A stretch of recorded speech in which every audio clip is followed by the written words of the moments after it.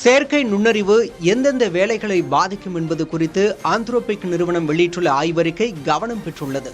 இதன்படி கணினி நிரலாக்கம், நிதி பகுப்பாய்வு, சட்டம் மற்றும் வாடிக்கையாளர் சேவை போன்ற பணிகள் ஏஐயால் அதிக பாதிப்புக்குள்ளாகும் அபாயத்தில் உள்ளன. ஐடி, வணிக மற்றும் நிர்வாக பணிகளில் ஏஐ பயன்பாடு அதிகரிப்பதால் குறிப்பாக இளைய தலைமுறையினருக்கான புதிய வேலைவாய்ப்புகள் 14% குறைந்துள்ளன.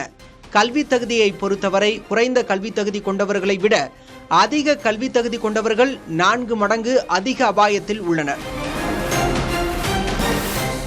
ஆண்களுடன் ஒப்பிடுகையில் பணியிடங்களில் ஏஐயால் பாதிக்கப்படும் பிரிவில் 54.4% பெண்கள் உள்ளனர்.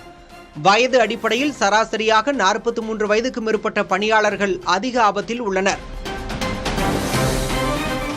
இந்திய ஐடி துறையில் ஏஐ பெரும் தாக்கத்தை ஏற்படுத்தியுள்ளது. டிசிஎஸ், விப்ரோ, இன்ஃபோசிஸ் போன்ற முன்னணி நிறுவனங்களின் பங்குகளை பாதித்துள்ளது. எதிர்காலத்தில் ஐடி நிறுவனங்களின் வருவாய் 12% வரை குறையலாம் என எச்சரிக்கப்படுகிறது. மனித உழைப்பை சார்ந்திருந்த பணிகள் தானியங்கி முறையானதால் இந்திய ஐடி துறை தனது வணிக மாதிரியை உடனடியாக மாற்றியமைக்க வேண்டிய கட்டாயத்தில் உள்ளதாக நிபுணர்கள் கூறுகின்றனர். அதே சமயம் கட்டுமானம், விவசாயம், பாதுகாப்பு மற்றும் தனிநபர் பராமரிப்பு போன்ற துறைகளில் ஏஐ பயன்பாடு குறைவாக இருப்பதால் தற்போதைக்கு ஓரளவுக்கு பாதுகாப்பாக உள்ளதாக ஆந்த்ரோபிக் அறிக்கையில் தெரிவிக்கப்பட்டுள்ளது.